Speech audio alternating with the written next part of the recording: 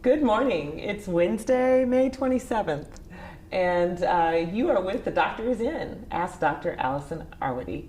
We are here with Allison Arwady, the Commissioner for the Chicago Department of Public Health. Good morning, everybody. And I am Sybil Madison, your Deputy Mayor for Education and Human Services. This is where you can get the latest information on COVID-19 in Chicago, and you can get your questions answered.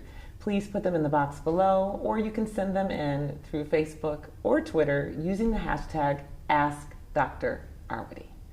We're going to check our physical distance. It looks good. We're doing really good today. Yep. Just a reminder that this is really important. This is what you can do. To keep that 6 feet of distance, even if you have a face covering on. And there was a great video that we showed yesterday that shows that even with a face covering, there are particles that can get out. So that 6 foot. Little bit, but it makes a big difference when you're wearing it. Yeah, but even so, right? Yes, and not just you. Everybody needs to be sort of, if that's your distance, that'll be about your 6 feet. So that's why we both do it. Yep. Okay. So so that's good to know, and especially as we move into next week and possibly moving into our next phase, which is cautiously reopening.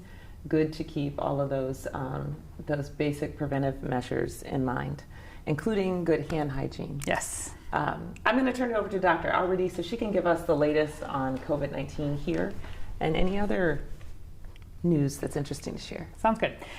So as always, go to chicago.gov/coronavirus. Right up at the top is our latest data and reports. We continue to update those very frequently.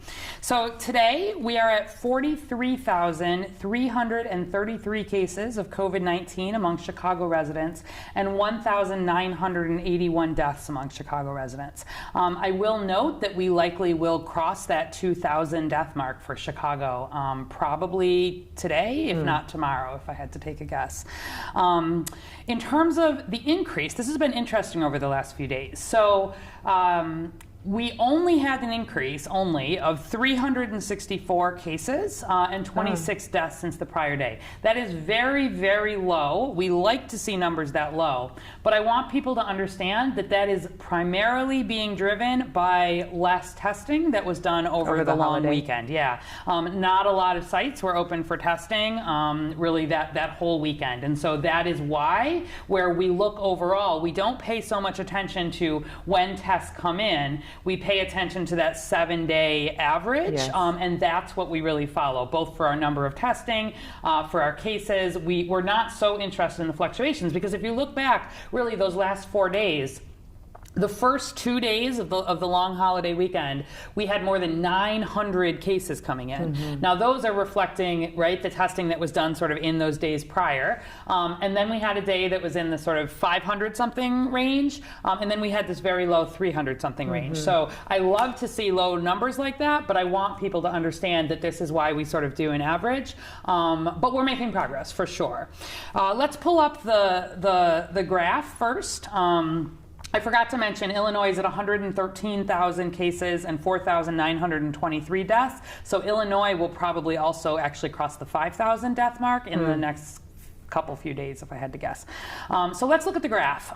This, of course, is where we put on the x-axis, this is our dates, and on the y-axis, it's our new cases for the day. And this is where we don't put in, it's not like we'll put in 900 and 900 and 500 and 300. We put in on when the actual test results, you know, based on when the labs are being done and resulted out. And so you can see there that, you know, we really broadly, you know, we think we've peaked, at least at the moment, sort of in that early May, and we've been on the downtrend. We will be doing a formal update of our reopening metrics tomorrow at the 1 p.m. press conference, just so people know. So this past week was the first week that we were able to even show that we were seeing a decline.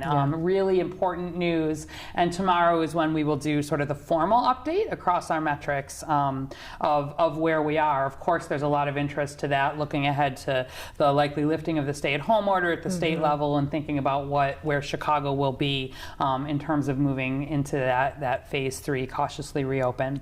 Let's also pull up what our testing data is looking like, because this has been a real area of progress as well. So as of now, we've had 192,193 tests performed here in Chicago residents. Each of those is an individual test, not antibody testing, diagnostic testing. Those are tests for which we have results, positives, negatives, individual people that we're able to follow up. You only count them once, even if we count them once for percent positivity. So the 7-day average is actually up to almost 5,000 tests per day now. We're at 4,989 tests per day. You'll recall we set 4,500 as really our goal for just the baseline of where we felt like we needed to be potentially moving into that phase 3. And that's part of why the city stood up some additional sort of shorter term testing sites just to help really drive that up, because our percent positivity, reminder, that's just the number of positive tests divided by the number of tests that have been done overall. We want to see that number be low, and it's getting lower. Our percent positivity overall is now at 16.2%. That's good compared to where we've been. If you look back even a few weeks ago, we were well over 30%. And so that drop is really important. It's driven both by the decrease in cases and by the increase in tests. So ideally, you actually want to see that percent positivity fall while your testing is stable. But regardless, this is making progress. We've set a 15% goal in the community setting for this number. And I want people to understand that 15% is actually still pretty high, where you think about how much COVID that means we still have here in Chicago. We recognize that there are reasons, economic, social, other reasons to be thinking about moving ahead, but we'll be watching this closely. And I really, really want to emphasize that even as we move ahead, we absolutely need people, especially here in Chicago, to be being thoughtful about keeping that 6-foot distance, especially if it's not an intentional gathering where you're really, meeting up with additional family or close people who you're really going to be careful with. Avoiding crowds, keeping that distance, wearing the face covering. We are a little worried about if people don't continue to do some of those behaviors, that with these kinds of numbers where we're, in the last few days, almost 1,000 cases a couple of days. There's a lot of COVID still, particularly in some of the areas of Chicago. So this is good progress. We continue to feel broadly optimistic about it, but this is a dial, and we have to be a little more careful in Chicago than some other parts of the country do. I also thought we'd actually pull up some of the age characteristics, because we hadn't looked at that for a little while. So let's pull up what the age breakdown looks like for cases here in Chicago residents. So again, we've got about 43,000 cases, and if you look at this age breakdown, we have this broken down by deciles. So we've got the kids here. We've had 1,719 cases in children under 18. You see that's about 4% of our cases. But then what's interesting to me is each of these next age groups are about the same, where you can see we've had between 7,500 and 8,000 positive cases in the 18 to 29-year-olds, which is about 18% of our cases. We've had 7,700, again, about 8,000 cases in the 30 to 39-year-olds. That's about 18% of our cases. We've had 7,954, about 8,000 cases in the 40 to 49-year-olds, which is 18% of our cases.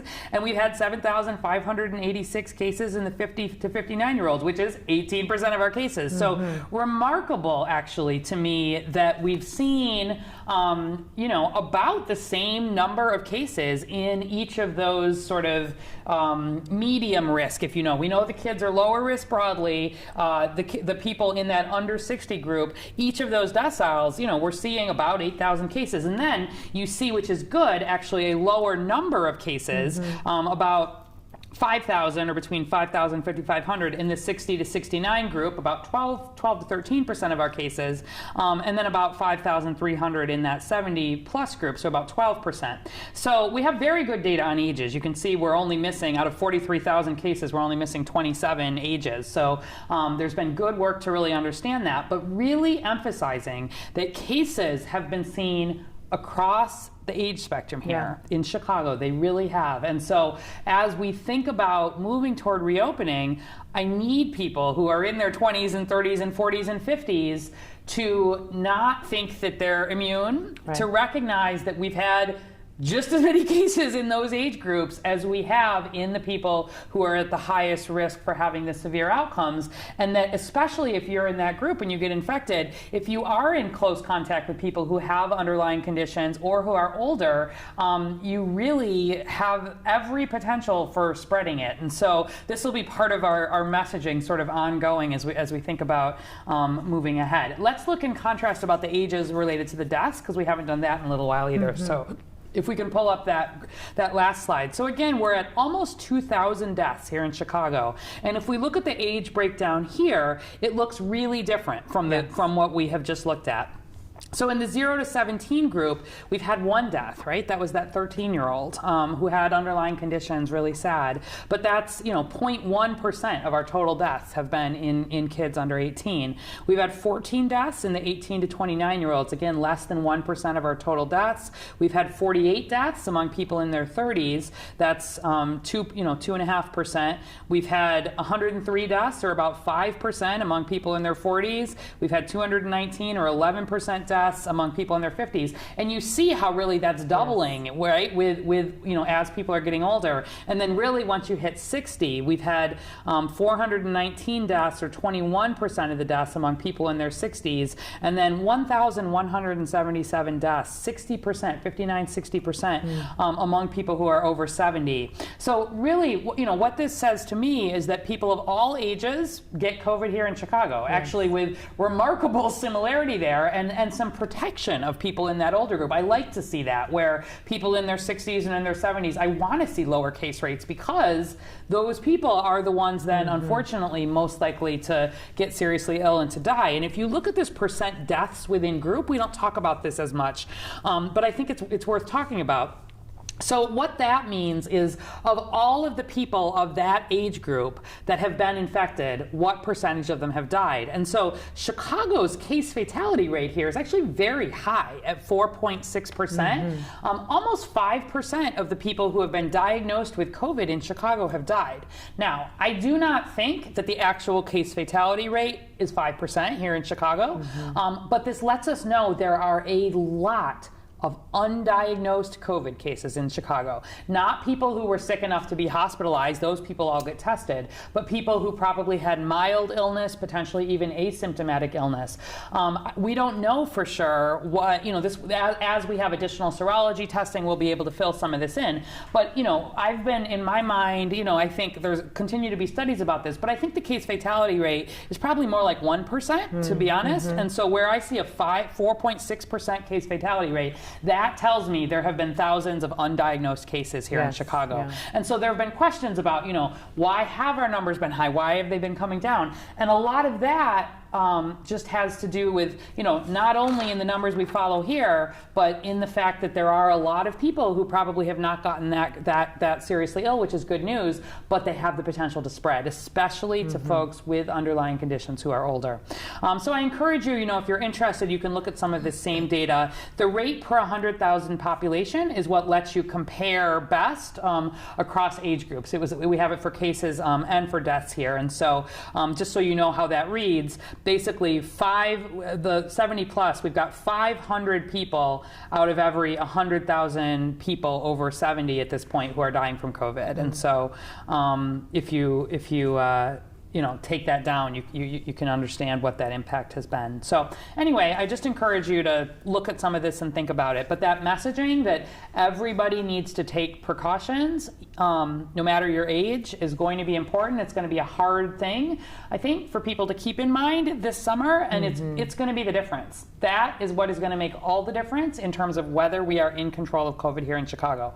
It does not matter as much the exact date that we move between stages. It does not matter the details as much of how we open this particular piece versus this. We've done a lot of thinking about that. We've looked at the science, and we're doing this in a way that is as thoughtful and based in science as we can. But all of those decisions pale in comparison to whether people fundamentally, especially this summer, make some of these changes and really are careful about limiting exposure, especially in kind of uncontrolled crowd type situations, and whether you're thinking about others. Wearing that cloth face covering is an act of protecting others, even more than it's an act of protecting yourself. Comes down to our individual and collective behavior. It does. All right. Ready for questions, Yes. Doctor? Lisa Fox from Facebook. Why is the CDC not required to document any flu or flu-related deaths in the U.S.? Oh, so actually the CDC does report flu deaths. The Chicago, even here in Chicago, there are diseases that are reportable, meaning by law you have to report them. So here in Chicago, anybody with influenza who is admitted to the ICU, who dies, any children deaths, et cetera, are reported and collected. So the CDC does report out on flu every year. If you go to the page, not that dissimilar from COVID, there will be the ones that are actually reported, as well as the estimates where we know not everybody is getting tested, et cetera. But we track at an individual level here in Chicago, anybody, for example, who needs to be in the ICU. So we had 3 pediatric deaths from influenza just this last season in Chicago, right? Wow. 2 more pediatric deaths than we've had from COVID. So we do absolutely track flu, and a lot of the ability to have the surveillance for COVID, like this emergency department visits that we follow that doesn't require the testing, but it lets us look, that is all built right on top of the influenza surveillance systems that we have in place here in the U.S. Okay. Yolanda Callum from Facebook. What about passing someone in a store, masks on, less than 6 feet? Yeah, so this is, again, it's all just, it's about risk. A quick pass where you're, the best, our best scenario is out of doors, more than 6 feet with the mask, right? Each time you deviate from that, you increase your risk a little bit. So when you're indoor as opposed to outdoor, there is a little more risk. Where you're within 6 feet as opposed to away from, not 6 feet, there's a little more risk. And when you don't have a cloth face covering versus you do, there's a little more risk. Now, we talked a little bit, and maybe I will bring in, we've been getting a lot of questions like this. Maybe I'll bring in some data about sort of what we do know about kind of the number of particles we think you may need to be exposed to, because this gets at the difference between if I am standing right next to somebody who is infected with COVID, even if they don't know it, and they, cough in my face or sneeze in my face, that one brief interaction is probably enough to potentially get me, infected with COVID. The reason we talk about that sort of 6 feet within 10 minutes is mostly around more of the regular talking and breathing, and like that video we showed yesterday, most of those droplets are falling to the ground. There's limited risk, but some risk of being within 6 feet of people. And the mask helps with it, but it does not completely eliminate it. So if you are just passing by somebody, the likelihood that you would get sort of enough viral particles, even if that person were infected, is low to start with. That's not a long time to be in the space with someone. But even better if you can keep that 6 foot distance, and even better, I'm glad that the mask is on. So I mostly want people to be aware, to be thinking about, in the same way that we've got our bubbles of people within the house, if you're thinking about what is my distance around me and everybody's thinking about what is their distance, there will be moments where you're going to pass within that. But if those are moments, it's not a big worry. Yeah. What I don't want you doing is standing, for 10 minutes within 6 foot of someone waiting for something in the supermarket, like having sort of more sustained time within that 6 foot. And then other than that, as much as you can keep to those, just try to keep to those. It's the distance thing, if I had to choose one, is my number one. Yeah. So I've been saying that all along, but it's true. If I could do one thing, it would be keep everybody this distance. Yeah. Then comes the mask, then comes the hand hygiene. And actually, even before the distance is anybody with any symptoms or known contact with a case must stay home. So what I don't want is people thinking I have my cloth face covering on, I don't have to worry about the 6 foot. Like that drives me crazy because it does not eliminate the risk. They are additive, and when in terms of protection. So hope that helps. If you pass within 6 feet of somebody, this is not something you have to quarantine for, but try to limit opportunities, especially to have the within 6 foot interaction that lasts longer, like 10 minutes. Yeah. What's interesting is I've noticed in the grocery store that people are yielding. And that's what we want. Yep. Waiting for you to pick your produce. Yep. And then, but I've noticed outside that people seem to be mixing their households and not so much distance. Yeah. So it's like with people that we are used to being social with, right. I think it's well, and this and this gets into the fact that we've talked about. There's a lot of COVID out there, and so whenever you are different from, like, as long as people are, if we can get people broadly to keep in mind, I want to try to keep a distance, I want to keep a face mask on, if this becomes our regular way of interacting out in public, I will be happy, right? Like moving forward here, because that's the thing that makes the biggest difference in the model. In terms of this decision to actually sort of virologically trust people who you are allowing to, be within 6 feet of you, who are known to you, that is where we start thinking about vulnerable populations, frankly, and really recognizing that there is risk there. Again, none of these things are completely without risk. And so if you've got people in your social circle who are in that older age category, or who have these underlying conditions, especially both of those together, you want to be very, very careful about who you're interacting with. Those folks broadly, where we still have a lot of COVID in Chicago, the safest thing is not to expand at this point, and certainly not to be expanding in ways that are kind of non-essential. And I think that if you do have someone in that older category, once we come out of shelter in place, this is not right now, but soon, I think, and we start thinking about what that looks like, being mindful about who you are sort of expanding your risk categories to. This isn't a sort of free-for-all, especially if you've got folks who are at that more serious risk for the underlying, having the underlying conditions. Those are the folks who we see hospitalized. Those are the folks who we see die. So, I hate to sort of be a spoil sport about it, but it is going to be a conversation and a thoughtful one about risk in total, in all of the activities that we're doing as we move forward. As long as we're on this downward trajectory, we will continue to sort of move ahead as a city, and it will get safer and safer and safer for us to be able to be out and about. But if we let it all go too soon and people are not being careful and we're not protecting those most vulnerable people, we stop losing that downward trajectory. We get to a point where we can't continue to move forward. Like, that's terrible for everybody. And so if people can have some of that sort of personal awareness and responsibility and thoughtfulness for others, I think we'll be okay broadly. Yeah. Makes me think about how you say when we put a face covering on, we are thinking about others, right?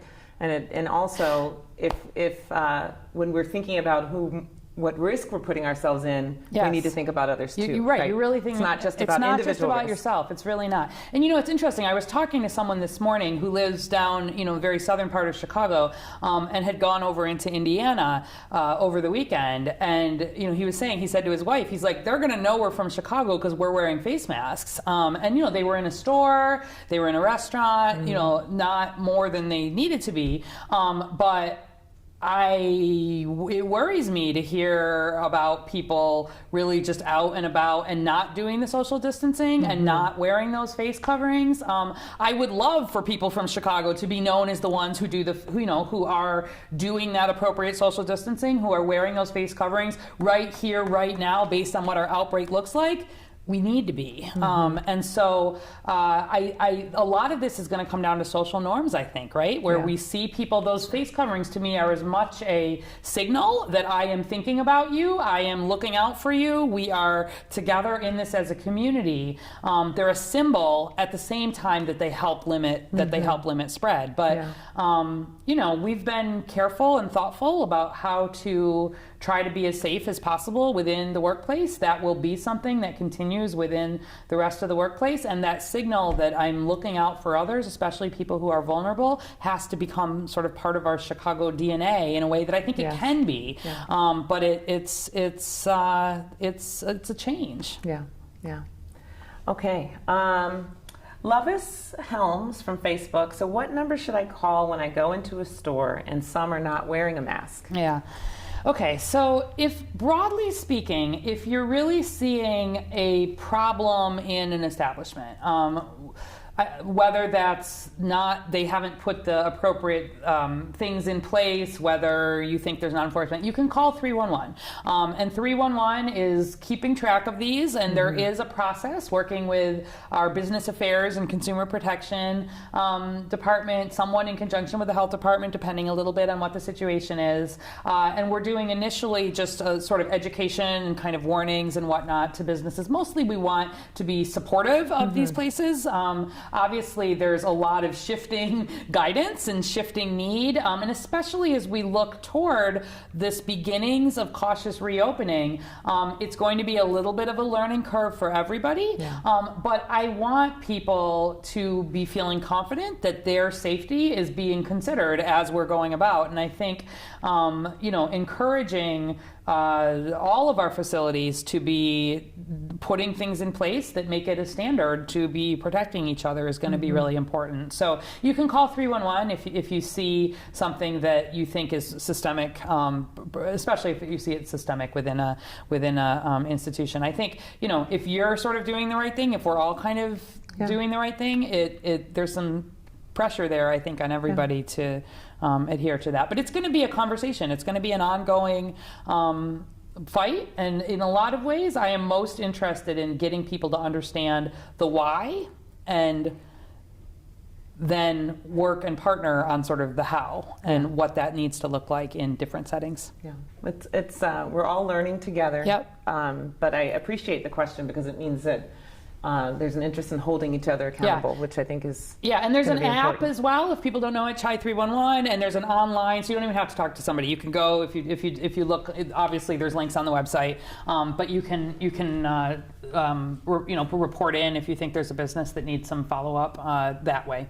Okay, Lindy Frank from Facebook, face shields or masks or both, and there's a little Yeah, the cloth face coverings are really the primary concern. We think about face shields as being more important in healthcare settings, of course, first and foremost. There is some conversation about them in some of the salon type settings, some of these settings where you can't keep a 6 foot distance. You can't cut hair or do some of this, without that. But even there, really, the face covering is the part I'm the most concerned about.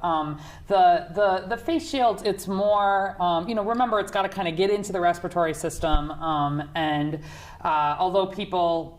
There's a little bit of additive there, sort of if you had the face covering and you had that. In a general population, there's not a need for face shields. Like if you're going to the grocery store. No. I would, wear the cloth face covering. That's really the most important. And keep the 6 foot distance is really the most important. We start thinking about face shields a little bit where there are inability to keep 6 foot distancing, especially if there's a high risk procedure, if you're doing something related to somebody's respiratory tract. So I think, we may see dentists, for example, right? Some of these settings where by definition you need to be sort of working in people's noses and mouths, and in the same way there is probably more role for it in settings like that. But the face covering is my primary concern. And then in a setting like we've had a lot of conversations about things like the salons and the kind of personal service piece. That is just something where you cannot eliminate risk. You just can't.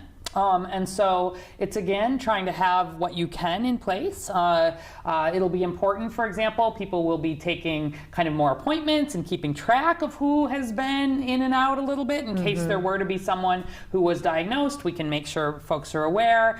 Certainly there will be lots of attention to hand hygiene, keeping that social distance, things like waiting where it is not required. But there is not a way to have this be entirely without risk. And so that's where, again, are there underlying conditions? Are these older folks? Where it's a balance, and I want people to understand that the risk will go down as we make progress as a city against COVID. But at a time where we still have quite a lot of COVID, the risk cannot be zero when you are interacting with people, especially if you're interacting with them within 6 feet. So we feel like it's important to be opening some of this in careful ways and thoughtful ways, and balancing, of course, the economic, social, and health needs there. And I'm glad that it's happening, and I'm glad that it's happening in thoughtful ways, but I don't want people to have an assumption that it can be entirely free of risk, because it can't be. Yeah.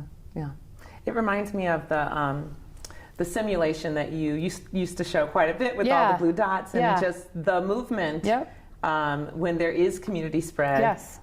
Increases your risk. That's right. And the reason why we were staying at home and only going out for essential things was to limit our movement. That is exactly right. Limit the opportunity to interact with people. And so as we move more, there will be more infections. We are not at a point where we're anywhere near zero infections or sort of full control of this.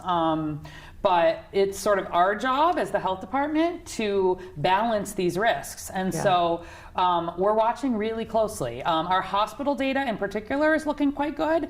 And so at the moment, we don't have flu season upon us. It's a light time anyway in terms of general kind of hospital use. And there's some capacity to sort of carefully have some more movement, have some more getting out, and thinking in a more broad way about what is essential, right? And what can that be like? But I want people to be doing some of that personal risk calculus, especially for folks who are older and have the underlying conditions, because we have to keep really protecting those folks. And we'll see. We're going to keep a close eye on these metrics. Every week we'll be doing a report out on them. And the mayor has been, I share this with the mayor every single morning, the details of where we are, the details of how things are moving, and we'll be making these decisions in a step-by-step basis, not even necessarily phase by phase by phase. We've thought about sort of what will the beginning of phase 3, and then if things are looking okay, a little more open, maybe even within 3, and a little more open and a little more open. But most fundamentally, all of the models say we need people changing behavior and thinking about others at the same time as they're thinking about themselves. And will we do that? That's the question. We've done a pretty good job, by and large, as a city. We've shown that we can sort of step up and think of others and do the right thing. And it's just going to be a different way of doing that as we look ahead. Yeah. So just coming back to that dial, right? We're all ready to just be out and done with it, but we're not. We're just, we have the most COVID cases in Cook County of any county in the United States. We are adding cases still, hundreds of cases a day.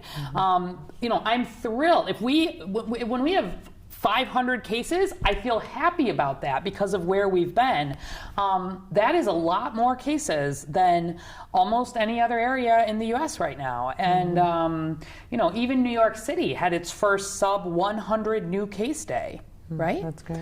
And so these percent positivities that we're aiming for, this 15% that we're aiming for, that's just to get us into phase 3. We're going to be setting a 10% goal and a 5% goal and needing to get there because, we cannot have a situation where we go backwards and have a lot of unnecessary cases and deaths overwhelm our health system. We're not going to let that happen, but it's dependent on people not just thinking that we're done with this, because we're not. Okay. I feel like I've been pontificating a lot today, but I'm just a little concerned about what's coming. Murray from Facebook. Any updates on pets with COVID? Yes. So I know how interested people are always in the pet studies, and so we do keep track as studies continue to come out. So sure, I've got my list here always of what have been the recent updates. So we've got 2 more peer-reviewed studies on pets. On pets. There was one in Nature that was published May 14, and one in the New England Journal of Medicine published May 13. So those are very prestigious journals. So it lets you know that you are not the only one interested in pets. This is a big question. Yeah. The one from Nature was about dogs, and it was a study done in Hong Kong where they quarantined 15 dogs and 7 cats out of 15 households that had had confirmed cases, and they tested respiratory, blood, and poop samples. They did they did the viral sequencing, they did the genome, they tested these pets every which way we have to do testing. What did they find? So they found that there were 15 dogs and 7 cats. They found 2 dogs that tested positive for SARS-CoV, both by the diagnostic test, the equivalent of the nose test, and serology, the blood test. God. They were able to isolate the virus from one of the dogs, and they were identical virus to the dog and their respective owner. So remember, this is where we do that RNA fingerprinting, right? And we're able to say that, yes, these 2 dogs had COVID and they caught it from their owners. However, neither dog showed any signs of COVID. So the dogs were not sick, and there was a dog that lived with the infected dog that did not test positive. So preliminarily, actually let's do cats and then we'll come back to the summary. So the New England Journal article from May 13 was about transmission of CARS in domestic cats. So in this case, there were actually 3 cats that had COVID. They were known to have COVID, and they placed them separately into shared housing with cats that didn't have COVID, and then looked again at nasal samples and rectal samples and all kinds of samples, and basically, again, found that these 3 cats that had COVID did not exhibit illness, were not sick. Did they get the other cats They sick? did. They did have a cat that was shown to be able to be infected. And so, again, we continue to learn about this. So that would be animal to animal transmission. So the conclusion from this broadly, and again, small studies here, right? And there's lots of ongoing work. This is an area the veterinarians in particular are very interested in. But from these 2 studies, and if you want to go and read, you can read more about the details, we've got some science here, similar to what we've seen in previous studies, that SARS-CoV-2 can be transmitted from human to dogs, but we still we don't have evidence. It's a little uncertain, I would say, about dog-to-dog transmission, or importantly, dog-to-human transmission. Right. That's not something that we've seen, but it remains sort of a question. In contrast, we have seen some cat-to-cat transmission, but the cat-to-human transmission is sort of uncertain. We didn't see any signs of illness in these cats or these dogs, so they are asymptomatic in the way that we know have some human can be. If you remember some of the studies we've reported out previously, often they're asymptomatic. There was like one case where there was a symptomatic, I think it was a cat, although it did eventually recover. So continue to have, questions about this, but it's good to know, cats and dogs may not show signs of illness, and really they're only getting identified through testing. So if we take us back to our guidance here, remember, really we recommend that if someone is diagnosed with COVID or they're sick and waiting test results, if possible, don't be having that close contact with the dog at that point, right? Have somebody else feed the dog if possible. Don't be kissing the dog, be doing a lot of hand washing, etc. around dogs and cats. This is not major concern, okay? I don't want people freaking out and thinking that the dogs and the cats are spreading COVID. This is not what these studies show. They show that there is some potential to transmit to animals, but that Which is interesting. It is interesting, but that animals we don't think they are a big part of the transmission chain sort of ongoing, and that they can be asymptomatic in the same way that humans can be. So, well, I'll keep an eye out for additional, I pay attention when we see good articles coming out related to the pets, because I know people are interested. Yeah. Okay, there might be some folks who aren't going to let their dogs mix with other dogs from other households now. Yeah, I mean, we didn't see transmission there, but it's a little bit of an open question, you know? It's not a high risk, I wouldn't say, but it's something we continue to learn about as we continue to learn about lots of aspects of this disease. Yep, it's all novel. Okay, well, we just have enough time for good news, fun news. What you got? What do I have? Okay, so we've talked previously about a couple things, and they've got updates. So the Stay Home Hit Play, that's where the mayor's been going out and really doing some really interesting, if you haven't seen them, sort of behind the scenes tours, ability for you to get inside some of our cultural institutions here. The next one is a virtual field trip. It's especially aimed at youth, and it's at the DuSable Museum of African American History. So you can go to hitplaychicago.org. That is going live today. If I don't know if you haven't been to that museum, it's a really interesting one. And even if you have, I think this sort of behind the scenes youth focused one is a really good way to introduce your kids if they haven't been. And then also We Got Us, which is a group we've talked about before. It's a collaborative of some smaller community-based organizations on the south and west sides.